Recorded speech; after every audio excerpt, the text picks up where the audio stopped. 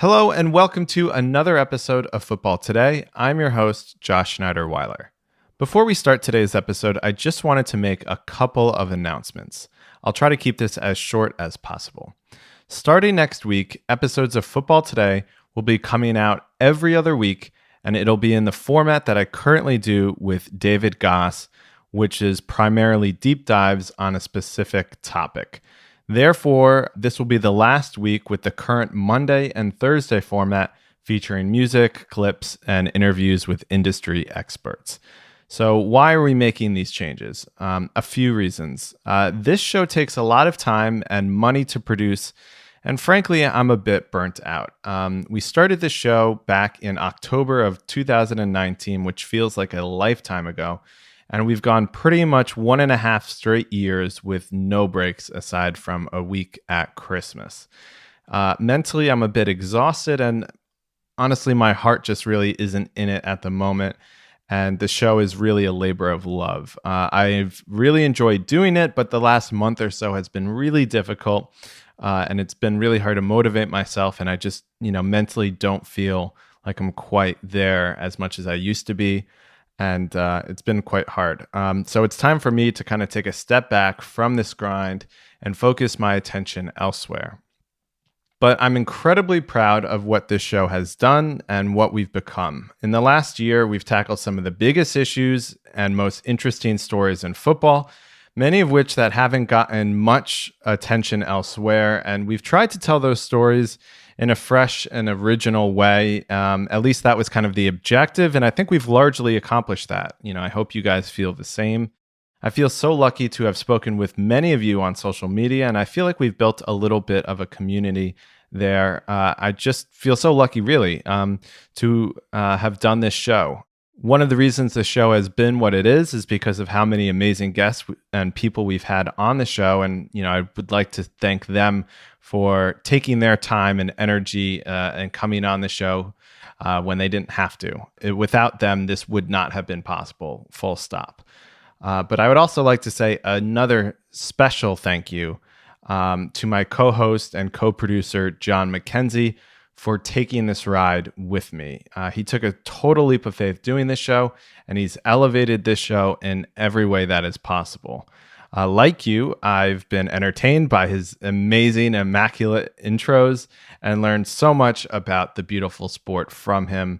I've also learned so much from him professionally, whether that means editing, producing, writing, or asking questions. And I'll always be grateful to him for doing this with me. Lastly, I'd like to give a giant thank you to you, our listeners. Whether you've been a listener since October of 2019 or just started following the show 2 weeks ago, it's been so special to share this experience with you. You guys have motivated me to be the best I can be. You've shared this journey with me every week for over a year, 1.5 years.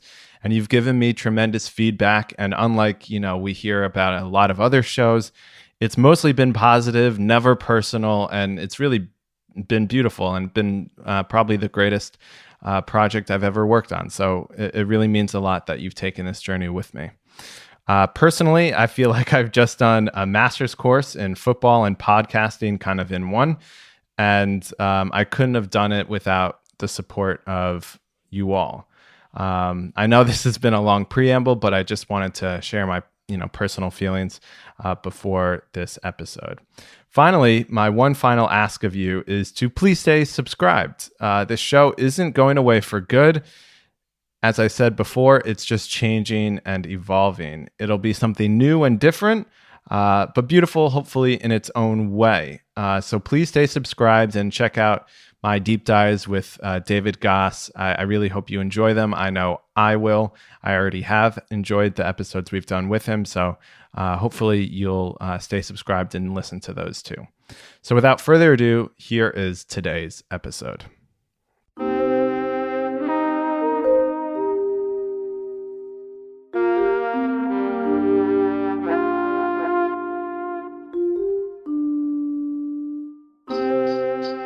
Saturday was a rough day for Crystal Palace.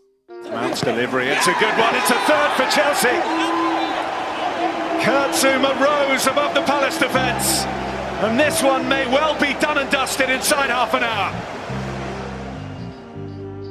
After a 4-1 loss to Chelsea, Crystal Palace is tied for 12th in the league and comfortably above the relegation zone. It's a familiar position for Palace, not quite good enough for Europe and too good to be a yo-yo club.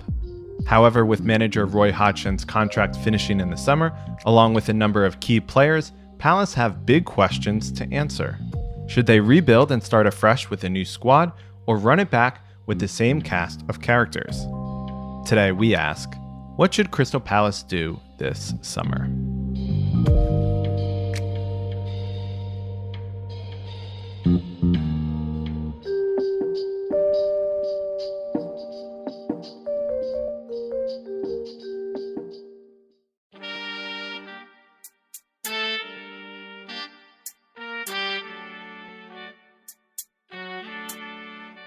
Crystal Palace's season has been quite a steady one. Matt Woosnam covers Crystal Palace for The Athletic. They've sort of kept steady throughout the season. They haven't been too troubled by relegation. They haven't threatened the top half of the table too much. It's just been an okay season, really.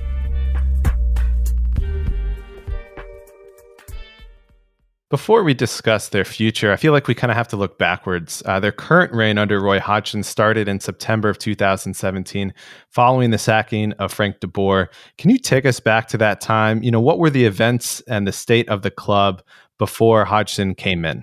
So Frank de Boer took over in that summer of 2017, and the idea was that it would change the way the club worked and the way the team was. And traditionally, Crystal Palace have been a club that has employed managers who have been steady, like Palace's season so far, who haven't been particularly progressive. They've been counter-attacking teams who are prioritising defending and tend to counter-attack. And Frank de Boer was just like this complete transformation from what had gone before, which in the immediate beforehand, it was Sam Allardyce for, I think it was 6 months. And at the start, it was some really, really difficult football to watch. It wasn't very aesthetically pleasing. And then, when he got into the groove, it was quite exciting on the counter-attack, but it was still quite defensively focused. So Palace had survived, avoided relegation, not hugely comfortably, but comfortably enough in the end under Allardyce.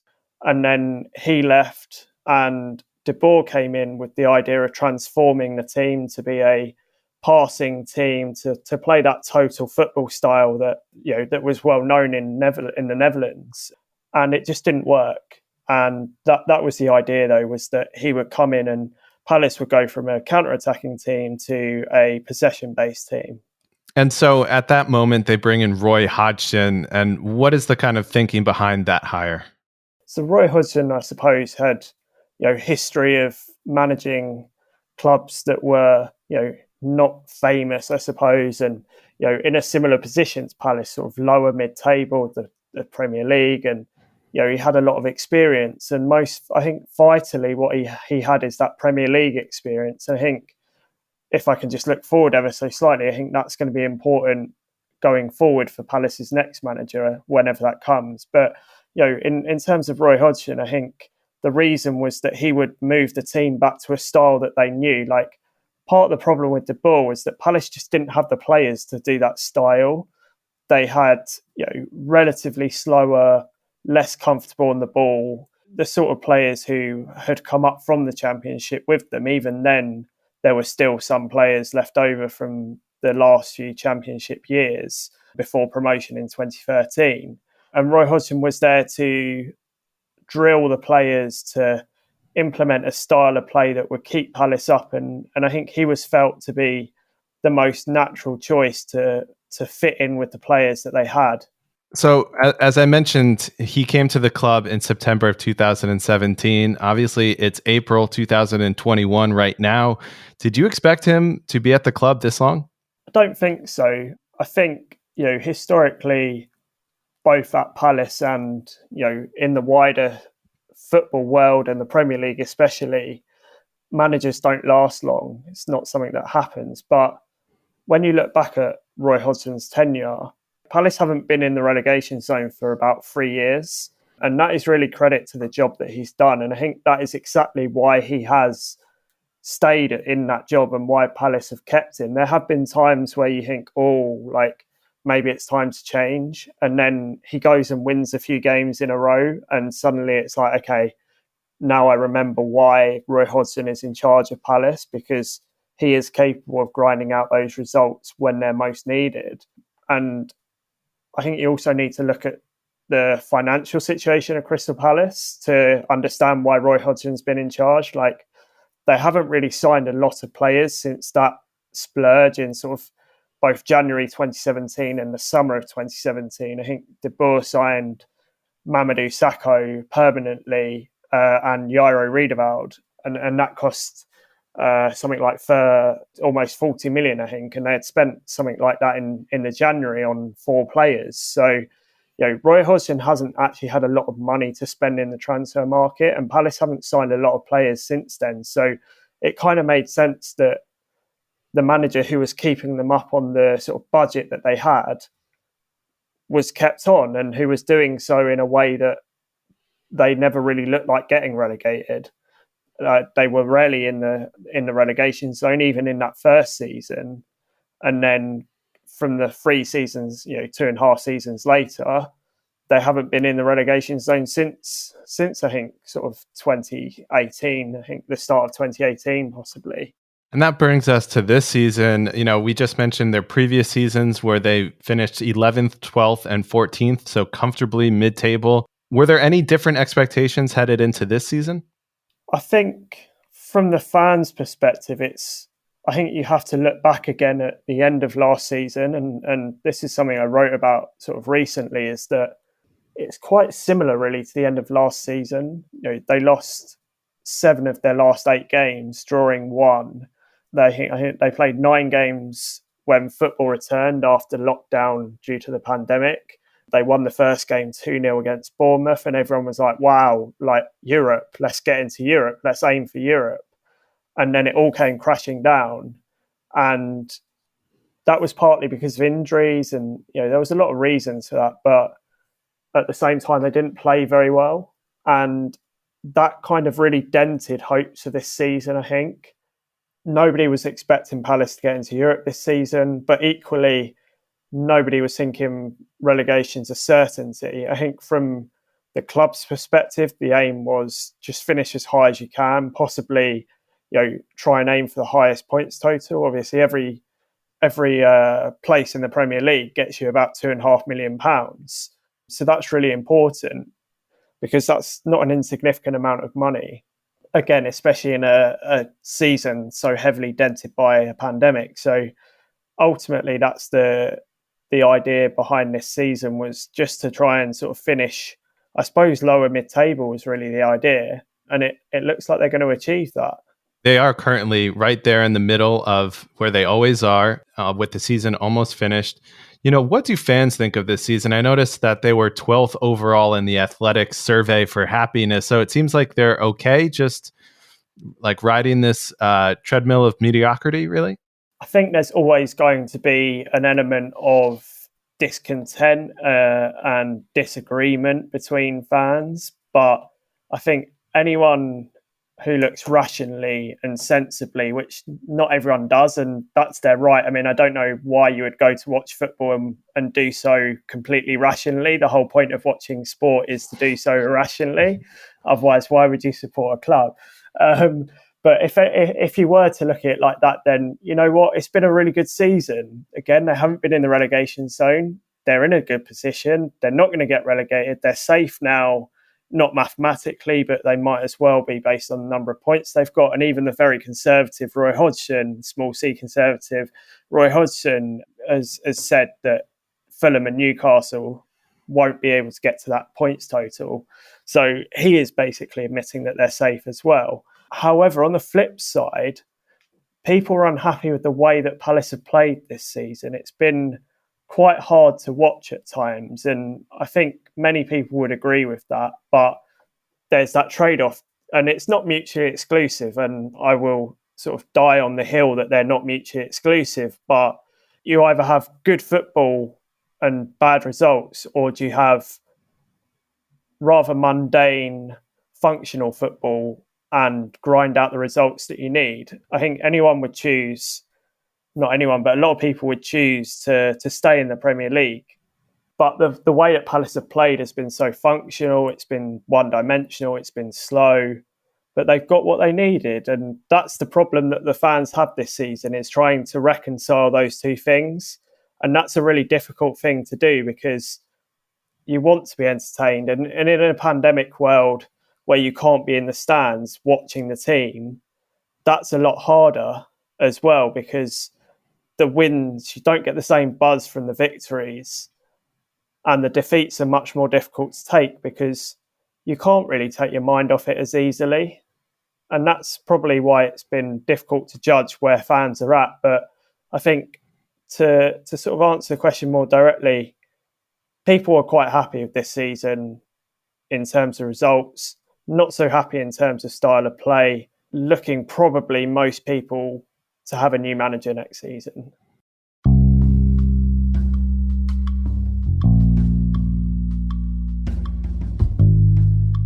So what's the biggest issue, or what's the biggest thing holding back this team from really driving forward and improving, I guess? I think it needs investment in the squad, and that's not to be critical of the approach that Palace have had over the past few seasons, but it's the oldest squad in the Premier League. Earlier this season, they fielded the oldest ever Premier League starting 11. It's full of players who are coming towards the end of their careers who, a few years ago, sometimes Palace fans this season have said, this is the best squad we've ever had. And if you had said that to me 3 years ago with the players they've got, I'd agree with you. But that's when they were in their prime and in their peak. And now they've gone past that point. And you've got sort of a back line that, defensively, they've got every single centre-back is over 30. The left-back, I think Patrick Van Aanholt is 30. Tyreek Mitchell's a young left back, but he's not a guaranteed starter. So, in the midfield as well, Luka Milivojevic turned 30, I think, today on the day that we're recording this. And Jairo Riedewald is quite young, but they haven't got that youthfulness.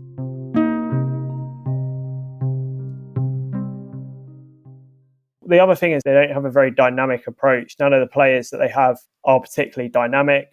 For me, the best midfielder, James McArthur, he's been out with injury for the last few months, and that's been a big blow. They've missed his tenacity, his drive, his determination, and there just feels like they haven't quite got that to the extent that they need. And then, of course, you've got up front, they've been so reliant, as always, on Wilfried Zaha, and they can't always guarantee that he'll be here, or I think he will be, but that's by the by. And their strikers haven't really done enough. I think Michy Batshuayi scored 2 goals. Jordan Ayew scored 1 goal, I think. Christian Benteke's got 5 this season. But, combined, that's not enough goals. And that's the other area that there's a problem. The way you described it, I couldn't help but think of, Crystal Palace is almost Burnley South, just slightly different. Yeah, I think that's pretty much it, really. And that's why it's quite interesting that Palace are, being linked with Sean Dyche as well as a potential new manager.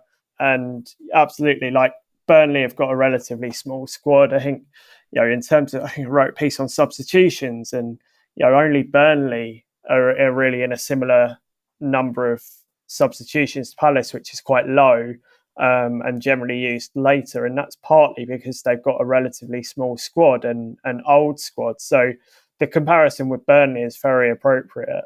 You just mentioned a lot of players who are quite old. 12 players will be out of contract in the summer, many of which are quite important players to the team, some of whom you just mentioned: Mamadou Sakho, Gary Cahill, Scott Dan, James McCarthy, Christian Benteke, Andros Townsend, Joel Ward, Patrick Van Aanholt, like the list goes on. How many of those players do you see coming back?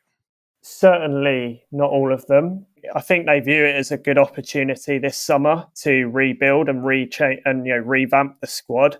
Some of those players that are out of contract are on big money. Mamadou Sakho, over £100,000 a week, and a lot of injury problems. No doubt a very, very talented centre-back and a very good ball-playing centre-back, but someone who's injured as much as him, and at his age and on his money, like, you can't really justify giving him a new deal, and I'm almost certain that he will be looking for a new club in the summer. They've been looking to offload him before and hoping to try and get some money for him, but then he got injured again. Scott Dan has been a real stalwart for Palace. I think might be 7 years now, 6 or 7 years that he's been at the club. Absolutely fantastic servant to the club, but again, he's getting old in football terms. But potentially he could stay.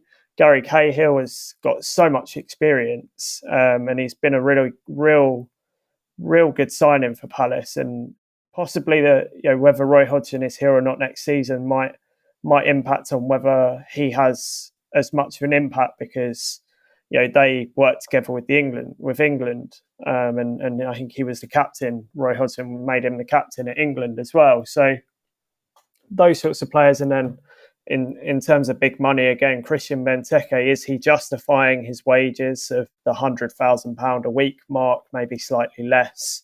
These are the big questions. And what are Palace going to look towards? They're going to look towards younger players next season, or in the summer, to sign. So I think it'll be somewhere around 6 or 7 players will depart, and they'll keep maybe 4 or 5. Let's zoom out a bit. The biggest person who might be out of contract this summer is actually their manager, Roy Hodgson. What do you think will happen on that front? It's a really difficult one to predict. I think that it's probably still more likely than not that they'll have a new manager next season. When you look at Roy Hodgson's press conferences over the last maybe even 6 months, every week he gets asked about his future, and every week he's non-committal. And this time last year, it was more a case of, I'm really enjoying my time here. We'll sit down with the chairman and have a chat with him. And now this year, it's, I don't want to talk about it. If I have something to announce, then I'll announce it. And the vibe that you get just feels to me like this is a man who doesn't expect to be here next season. There's been not quite digs at the board and the recruitment team, but sort of a reflection of changing the narrative from one that seeks to almost blame him for the problems, relatively speaking, that Palace have. I don't think they have too many problems, but in terms of maybe not progressing further, maybe the style of play and things like that, and the number of injuries, and some of his responses just appear to be, well, it's not my fault. This is something the club needs to deal with. But I think the chances are that there'll be a new manager in charge of Palace next season. So what do you think they'll be looking for in a new manager? Definitely Premier League experience, or experience of working in certainly I would guess Europe, but probably they'll prioritise Premier League experience.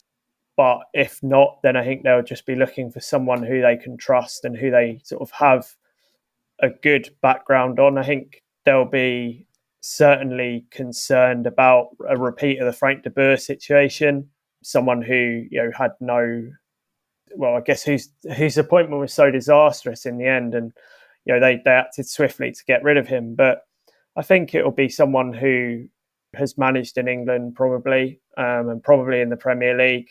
It's possible that someone like Steve Cooper, who's been linked from Swansea, could come in.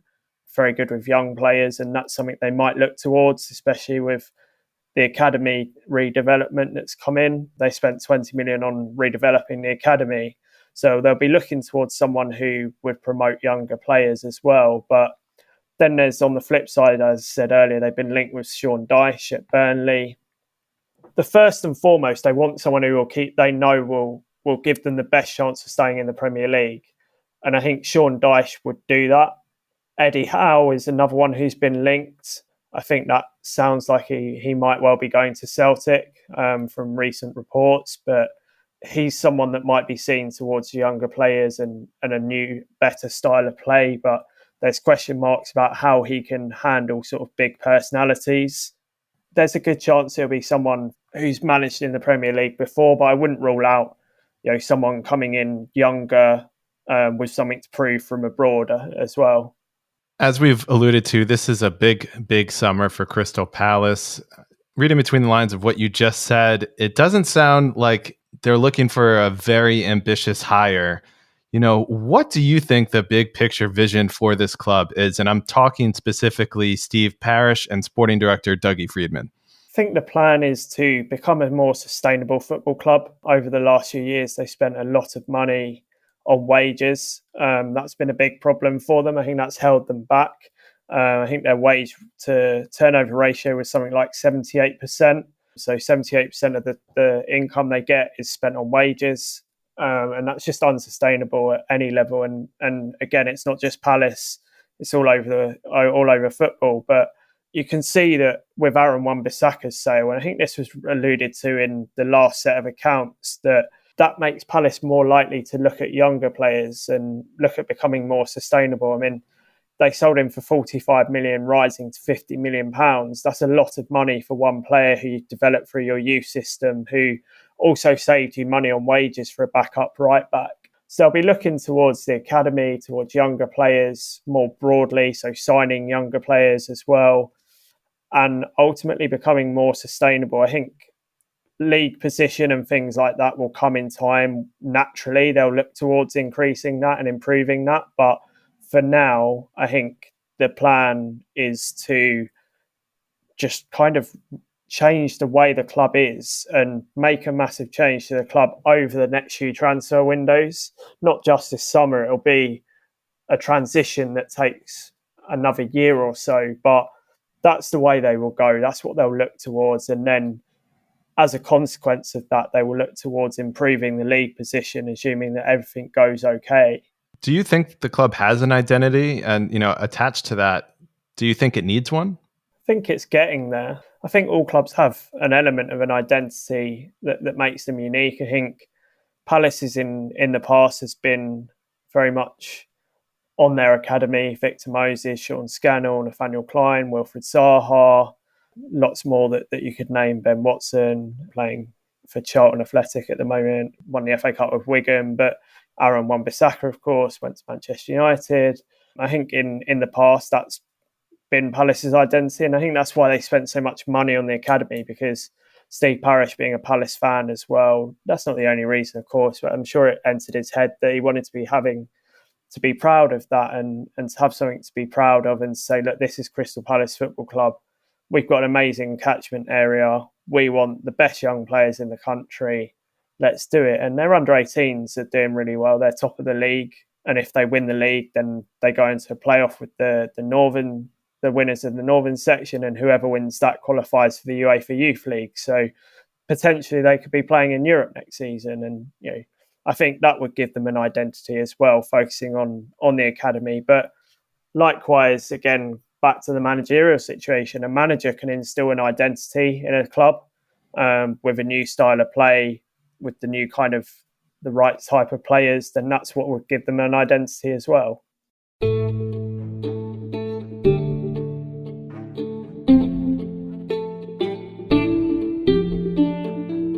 I want you to put on the hat of Steve Parish or Dougie Friedman. What do you think they should do? Rebuild their squad or run it back with the kind of tried and tested group they currently have?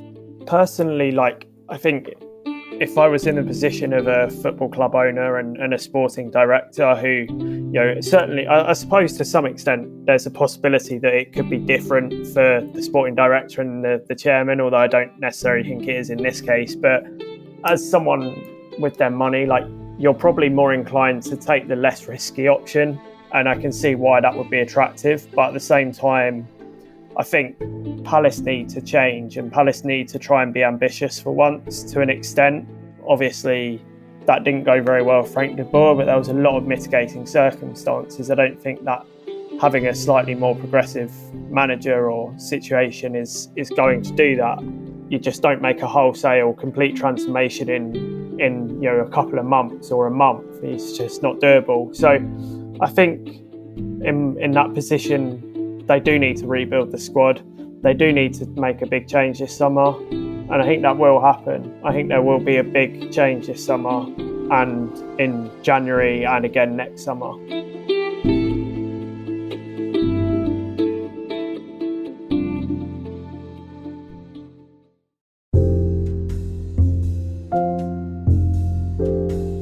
Matt Woosnam covers Crystal Palace for The Athletic.